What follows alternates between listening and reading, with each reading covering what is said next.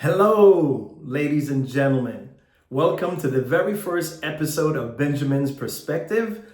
I am your host, Benjamin, and you have the privilege of experiencing episode number 1.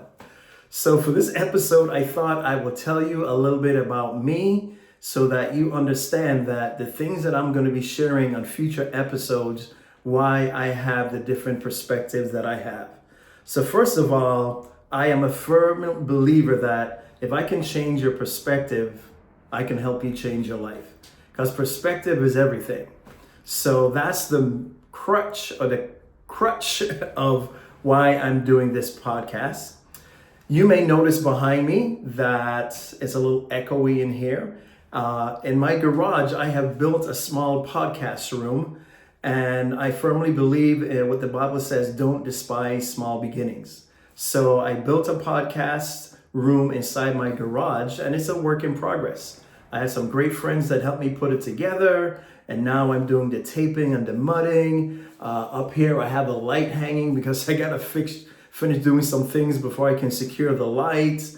I think when we built this room, I only had one outlet. I've installed 3 other outlets. I have a door here, and we're gonna do the soundproofing and the flooring and the decoration and all those fun things. So you get to experience this, if you will, from the ground up, and it's gonna be exciting. So a little bit about me.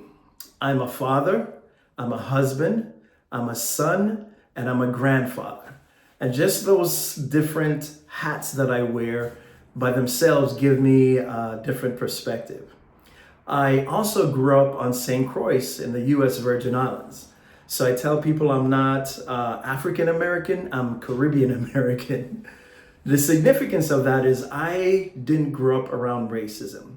And I didn't really understand what racism was until I came stateside. Here's the interesting thing.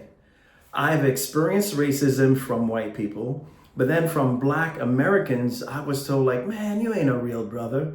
So I'm experiencing racism on one side, but then on the other side, I don't fit in with people that look like me. So that was interesting. It gave me some interesting perspectives. The other thing that I have in my life that's been a privilege is I'm not only a veteran, but I'm a combat veteran. So I've been to war. I've had the privilege of serving in the National Guard on my island, St. Croix, U.S. Virgin Islands. I had the privilege of serving 4 months in Saudi Arabia. That was way back in the day when it was Desert Shield, Desert Storm. Spent 3 years in Germany, got to visit Bahrain, got to spend 6 months in Honduras, lived in Fort McClellan, Alabama, and spent about 1.5 to 2 years at Fort Lewis in Tacoma. And I can tell you, if you served any time in the military, you get to experience a wide variety of things. But being around the diversity of people helped me to see some perspectives that if you've never left your hometown or your state, or you've never been outside the United States, there's a perspective that I have that you won't have because you have to be in those places to experience it. And then I've lived in some of these places, so it just adds a different perspective to what I see. Let's see, I have my list here. I've also been trained in the Veterans Peer Support. So I've had some training in counseling and talking to veterans, dealing with anxiety and PTSD and things like that. I've also had the privilege of, the Lord found me on a leap year. It was February 29th of 1992. And I've had the privilege of serving as an evangelist. I've had the privilege of serving as an elder, and now I have the privilege of being an ordained pastor in my church. I came from a Pentecostal background. From there, in that time, I really got time to spend time in the Word, just reading the Word, getting into the Word, getting revelation from God. From there, I went to a non-denominational church, which my wife's mom was my pastor, and there was a very strong prophetic and learned a lot about the spiritual realm, if you will.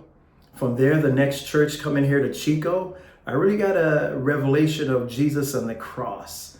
I had a revelation before, but I got a deeper revelation of Jesus on the cross being here. So that has been very interesting and instrumental in my life.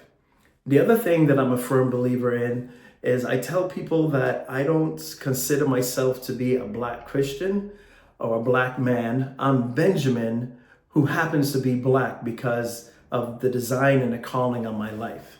I believe that if you put an adjective before Christian, then that adjective defines who you are. So I tell people I'm Benjamin, who happens to be bald-headed, who happens to have a gray beard, who happens to be 5'11", and who happens to be of a darker complexion, because God has called me to be this because of the assignments in my life. I believe God has designed me to love God and to love people regardless. I think that one of the mishaps we have, if you will, in Christianity is judging people because of, and you fill in the gap. I don't believe we're called to judge people. I believe we're called to love people, love God, and create an atmosphere so people can be introduced to God. And whatever changes that He wants to make, that's between them and God. So that's a little bit about me. I'm a firm believer that if I can change your perspective, you can change your life. And that's the core of why I'm doing a podcast like this. So please do me a favor. If this has been a blessing to you, share it. If you have things that you want me to talk about, feel free to comment below, ask questions and things like that, because this is only the beginning. So for now, I think I'm going to be doing these recordings. And then as I get my podcast up and running, we'll transition to most likely Tuesday mornings at 6 p.m. But for now, I hope God has been good to you, because He sure has been good to me.